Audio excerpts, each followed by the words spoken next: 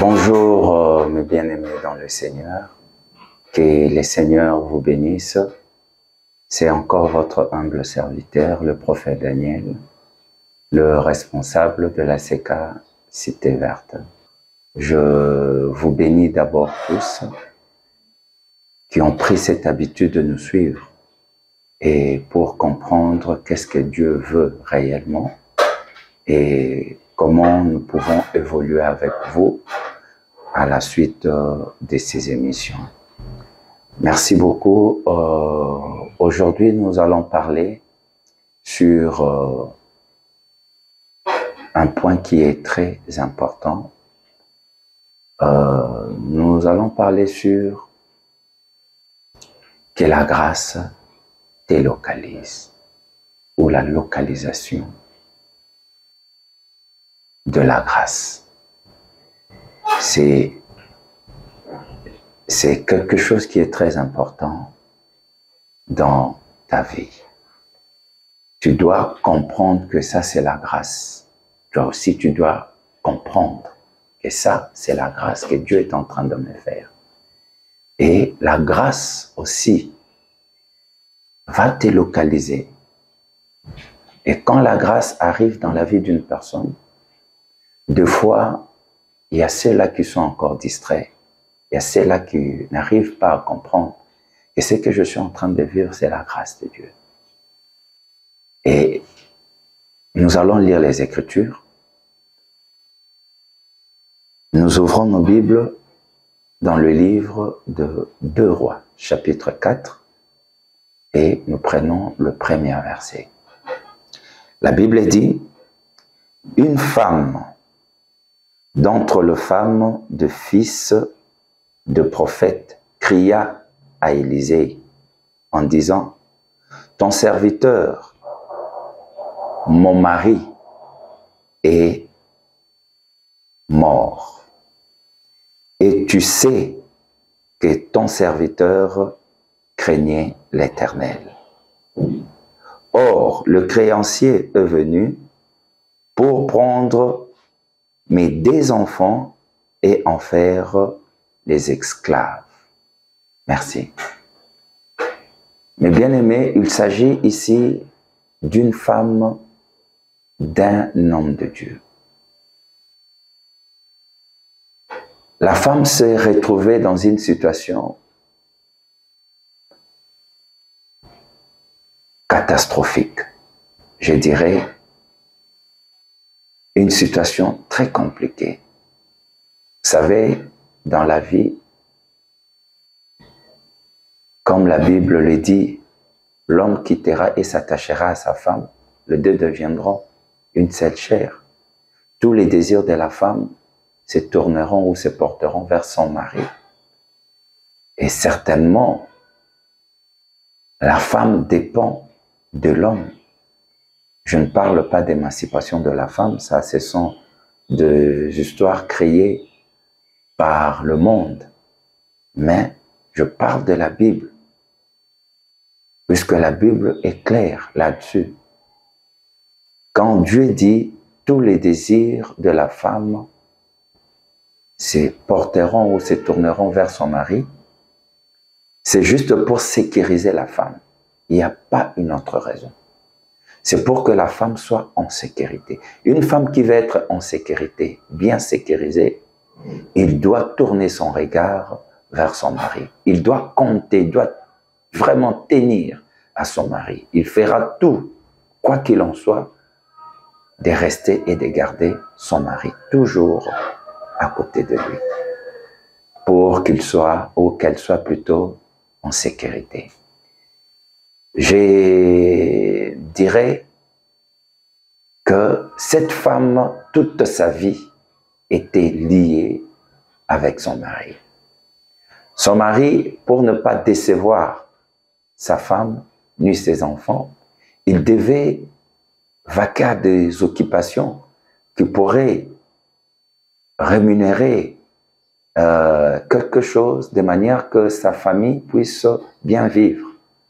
Mais, dommage, malgré ses efforts, malgré Dieu qu'il priait, malgré Dieu qu'il connaissait.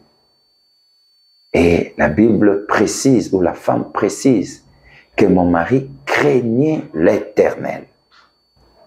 C'est ce qui est intéressant. Il craignait Dieu. Mais ce qui m'étonne, quelqu'un qui craint Dieu, mais qui se retrouve dans des difficultés. Certainement, il a passé une vie qui était compliquée. Mais la femme à la maison, lui, il voyait seulement l'argent. Il voyait seulement 2 fois à manger. Mais 2 fois, il parlait avec l'homme, son mari. Son mari lui expliquait. C'est ce qu'il était en train de vivre. Des situations difficiles qu'il était en train de passer. Pourquoi? Parce que la femme doit avoir une sorte d'intimité avec son mari. Vous savez, cela aide. Pourquoi? Puisque la Bible dit, je te ferai une aide semblable. Donc, le rôle de la femme, du fait que l'homme est en train de traverser des moments durs, difficiles, compliqués, et s'il partage avec sa femme, la femme ne doit pas rester en train de réfléchir sur ça, mais elle doit amener cela auprès de l'Éternel Dieu des armées, par des prières. De manière que l'homme soit assisté. Quand l'homme est assisté, ce qui veut dire leur foyer sera stable. Donc cela va attirer la stabilité dans leur foyer. Mais au moment où la femme ne comprend pas ce qui se passe dans la vie de son mari, ça sera un peu difficile. Et j'exhorte ici en passant que toute femme qui est en train de me suivre doit fournir cet effort de comprendre ce qui se passe dans leur foyer. Elles n'ont pas pour prendre une position de complication, elles n'ont pas pour prendre une position de fuir le foyer ou de changer le foyer en disant que, oh, si j'avais épousé Papy ou si j'avais épousé André qui venait, je n'allais pas tomber dans cette situation. Il faut que je puisse même revoir si je peux faire quelque chose. Non. Si réellement c'est ton mari et que vous êtes en train de traverser des moments durs, difficiles, ça arrive dans la vie. Cela ne veut pas dire que aussi longtemps que vous êtes en couple, vous vivrez des roses. Non, il n'y aura pas de roses. Rappelez-vous, pour ceux qui ont l'habitude de faire des serments de mariage, qu'est-ce qu'on dit? Qu'on se marie pour le meilleur et pour le pur. Donc, pour dire que le pur peut arriver, mais il n'y a pas que le meilleur. Beaucoup de gens pensent que quand ils sont dans le mariage, ils vivront que de roses. Et au moment où il y a des épines, ils commencent à prendre une position contraire en disant que moi, ce genre de mariage, je ne peux pas supporter. Non. Demandez à ceux qui ont fait 25 ans de mariage. Demandez à ceux qui ont fait 18 ans de mariage, 50 ans de mariage, 60 ans de mariage. Certainement, ils ont eu de difficultés énormes. Ils ont traversé des moments durs et difficiles, mais la femme n'a pas cédé. L'homme non plus n'a pas cédé. L'homme peut-être s'est réservé en disant que j'aime ma femme, nous allons continuer comme ça. C'est mieux de souffrir ensemble. C'est mieux de demeurer ensemble, d'accepter l'homme tel qu'il est, d'accepter y compris la femme telle qu'elle est et d'évoluer ensemble. Je boucle la parenthèse, j'évolue, écoutez-moi très bien. La femme se retrouve que son mari est décédé. Un jour, Élisée était en train de passer et la femme, elle était là, dans la rue certainement, ou quelque part, je ne sais pas. Et Élisée passé et la femme a vu que Élisée était en train de passer. La femme a crié, la Bible dit, elle a crié. La femme, elle a crié en disant, l'homme de Dieu, ça c'est moi qui l'ai dit, peut-être prophète Élisée, l'homme de Dieu, aie pitié de moi, peut-être, puisqu'elle était dans une situation très compliquée, qu'elle devait réellement en finir. Elle ne savait pas quoi faire. Élisée a écouté la voix de la femme. Elle a dit, que puis-je faire pour toi? La femme répond à Élisée, tu connais mon mari, ton serviteur, qui était prophète. Mais mon mari est décédé. Une chose que je souligne, mon mari craignait Dieu. J'ouvre la parenthèse en disant ceci. Si vous voulez connaître que l'homme de Dieu, cet homme de Dieu craint Dieu, ce n'est pas auprès de ses fidèles, mais auprès de sa femme. Je ferme la parenthèse. Pourquoi? Puisque c'est la femme qui dort, c'est la femme qui se réveille, c'est la femme qui se promène, c'est la femme qui est à tout moment avec son homme. Il connaît mieux son homme que les gens de l'extérieur. Le témoignage de cette femme a donné réellement la position de l'homme auprès de son maître, en disant que ton serviteur craignait Dieu. Oui, mais bien-aimés, la crainte de Dieu n'a pas épargné l'homme de Dieu à souffrir. La crainte de Dieu n'a pas épargné l'homme de Dieu à connaître ou à traverser des moments durs, difficiles. Je sais que tu me suis là où tu es, l'homme de Dieu. La situation que tu es en train de traverser, il y a aussi dans la Bible un des prophètes, un des serviteurs de Dieu qui a traversé peut-être pur que ce que toi tu es en train de vivre. Pourquoi j'ai dit pur? Parce que les créanciers étaient venus pour récupérer les enfants. Donc, en d'autres termes, je peux dire que l'homme n'avait pas la possibilité de payer sa dette. Là, je tombe sur la loi mosaïque. La loi mosaïque qui détermine qu'une personne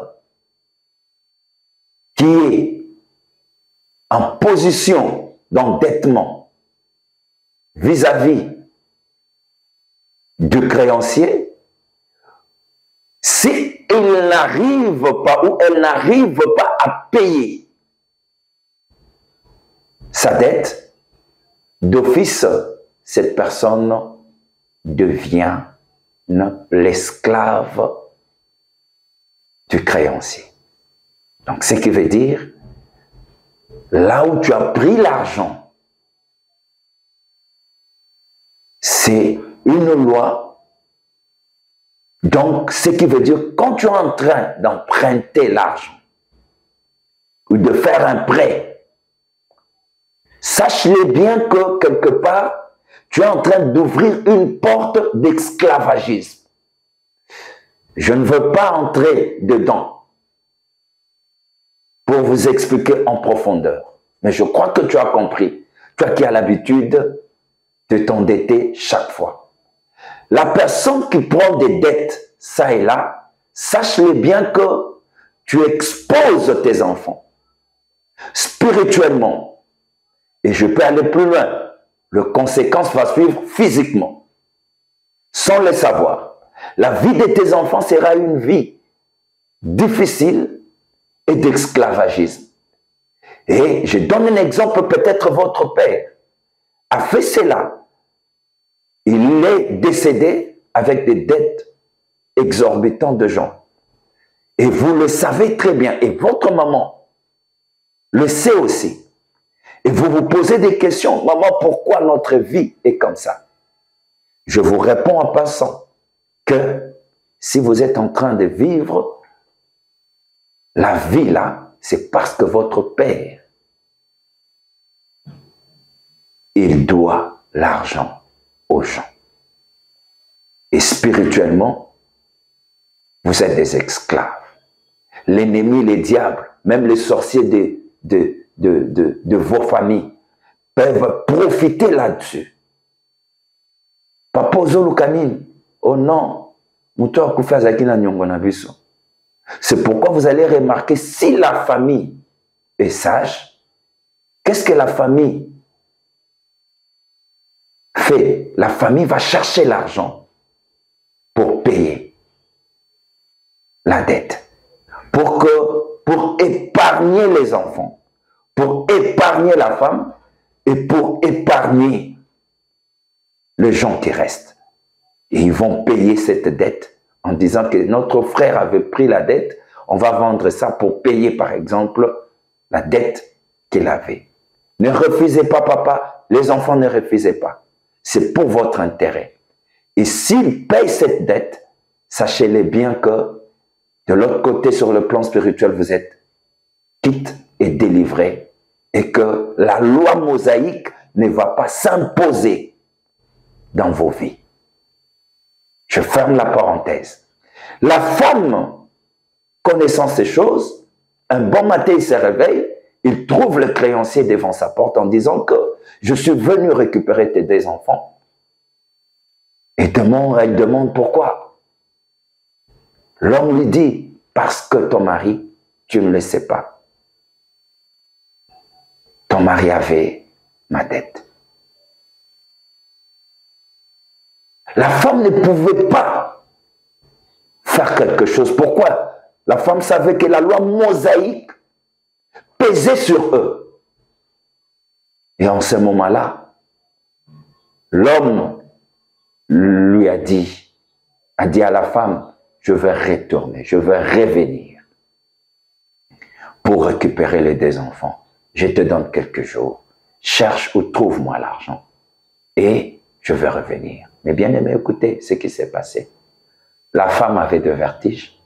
La femme ne dormait pas. Quand il regardait ses deux enfants, il disait, ah, ça, je ne sais pas. Mon mari craignait Dieu. Qu'est-ce que Dieu a fait à mon mari? C'est quoi ça comme histoire? C'est de la même manière là où tu es. Tu te poses des questions en disant, qu'est-ce qui se passe dans ma vie? Et qu'est-ce que je dois devenir? Je t'ai dit clairement, il est temps de t'élever, de crier vers celui qui peut te sauver. Je reviens dans le verset de l'autre fois. Marc chapitre 10, 49e verset. Jésus lui dit ceci, appelle-les. Et il appela l'aveugle en disant, prends courage, lève-toi, il t'appelle. Mon plus grand problème, c'est la grâce. Élisée représente la grâce de Dieu. Élisée représente la personne de Dieu. Ou Élisée représente, en d'autres termes, si je peux aller plus loin, je dirais que Élisée représente Jésus-Christ dans ces temps-là. Puisque Élisée était le porteur de la grâce. Or, il y avait déjà la loi mosaïque qui s'imposait sur l'enfant et sur la femme. Élisée pouvait se référer à la loi pour dire que je ne peux pas faire quelque chose. Pourquoi? Puisque ton mari, il s'est endetté. Et la loi mosaïque dit si une personne s'endette, sachez-le bien qu'il finira à être esclave. Ainsi, ses enfants, si la personne ne parle. Oh, la loi mosaïque était dure. Mais, écoutez, Élisée a pris la parole. Connaissant qu'il existe la loi mosaïque, Élisée a passé dessus en disant que la loi mosaïque, malgré la loi mosaïque, mais la loi mosaïque ne doit pas s'imposer sur cette femme. La femme avait trouvé grâce. Pourquoi? Parce que Élisée était vraiment déterminé à sauver la femme. Malgré la loi mosaïque ne venait pas seulement de Moïse. La loi mosaïque a été dictée par Dieu pour qu'il y ait la conformité de vie ou bien pour qu'il y ait une bonne vie au sein de la société. Mais Élisée a brisé cette loi. Élisée a passé dessus la loi. Élisée a dit que la loi, malgré la loi existe, mais je ne peux pas faire la loi ou je ne peux pas imposer la loi sur cette femme puisque ses enfants vont partir. Mais je vais intervenir. Pourquoi? Puisque je suis le porteur de la grâce. Aujourd'hui, je viens te dire, tel que tu me vois, je suis le porteur de la grâce. Et je passe chez toi aujourd'hui parce que le Seigneur m'a dit que tu dois et tu mérites d'être délivré, tu mérites d'être sauvé, tu mérites de vivre une vie paisible. Ma sœur, tu ne dois pas continuer à souffrir comme ça. Et tu ne dois pas continuer à vivre des cauchemars que tu es en train de vivre. Tu ne peux pas continuer à vivre ce que tu es en train de vivre. Mari de nuit, femme de nuit, à tout moment, tu es en train de souffrir spirituellement et physiquement. Pourquoi? Parce qu'il y a une loi de votre famille. La loi mosaïque s'impose peut-être dans votre vie. C'est pourquoi tu as remarqué, tu es en train de travailler dur, tu as l'argent, mais l'argent que tu as, tu ne peux pas te libérer de cette force. D'ailleurs, dans votre famille, il y a l'esprit de mort qui ronge votre famille. Chaque année, il y a des morts. Chaque année, il y a des morts. Chaque année, il y a des morts. Bientôt là, tu ne sais pas si ça sera toi qui vas mourir. Mais je te dis, l'argent ne peut pas acheter la mort. Mais il y a la grâce, il y a l'onction, il y a cette grâce qui est en moi, peut changer que tu ne puisses pas mourir. Dieu m'a donné la force. Dieu m'a donné le pouvoir. Il m'a dit, Daniel, ce que tu lieras ici sur la terre sera lié au ciel. Et si je décide et je lis que tu ne mourras pas, la mort sera loin de toi. Si je décide et je dis que toi, tu vas mourir, tu mourras certainement. Parce que ce que je lierai ici sur la terre sera lié au ciel. Le pouvoir m'a été donné. S'il y a la force mosaïque qui s'impose sur ta vie, cette loi aujourd'hui va tomber. C'est pourquoi laisse que la grâce puisse te localiser. Et quand je parle de la localisation de la grâce, c'est la grâce qui vient dans ta maison. C'est la grâce qui vient dans ton portable. Tu me suis sur les réseaux sociaux. C'est la grâce qui est là devant toi. Ne désespère pas dans ta vie. Ma soeur ne désespère pas. Mon frère ne désespère pas. Crois-moi, peu importe le pays où tu te trouves. Mais je sais que sous l'aide du Saint-Esprit et la prière que nous allons faire pour toi va changer ta vie. Et si tu te décides de prendre même l'avion, de venir ici en RDC et venir prier avec nous, je sais que ta situation va changer. C'est votre humble serviteur, le prophète Daniel. Et je veux que le Jésus que je vous prêche puisse réellement changer votre vie, puisse réellement transformer votre vie. Et que la situation que vous êtes en train de vivre puisse changer. Et que la loi mosaïque qui vous entoure, et qu'il y a chaque fois des prédications qui vous entourent, et ce sont des prédications mosaïques qui vous amènent chaque fois dans des condamnations. Si le Fils de Dieu vous a franchi, donc ce qui veut dire si la grâce de Dieu vous localise, vous serez réellement libre. Si la grâce de Dieu vous trouve là où vous êtes, vous serez réellement affranchi et vous serez un homme libre. C'est pourquoi je vous apporte le message de la grâce. Et que la grâce de Dieu vous localise là où vous êtes. C'est à toi aussi de comprendre que ça, c'est la grâce qui me localise. Et vous allez voir que la situation que vous êtes en train de traverser va complètement changer. C'est votre humble serviteur, le prophète Daniel. Vous pouvez nous appeler ou nous écrire sur WhatsApp, sur les numéros qui s'affichent sur le bas de vos écrans. Et vous pouvez aussi nous appeler et nous allons vous aider, de loin comme de près. La grâce est là. Et je vous dis, la femme, sa vie avait changé. Le créancier était venu ce jour-là pour récupérer les enfants en disant, allons-y, laissez des places pour les enfants. Les enfants vont se mettre ici.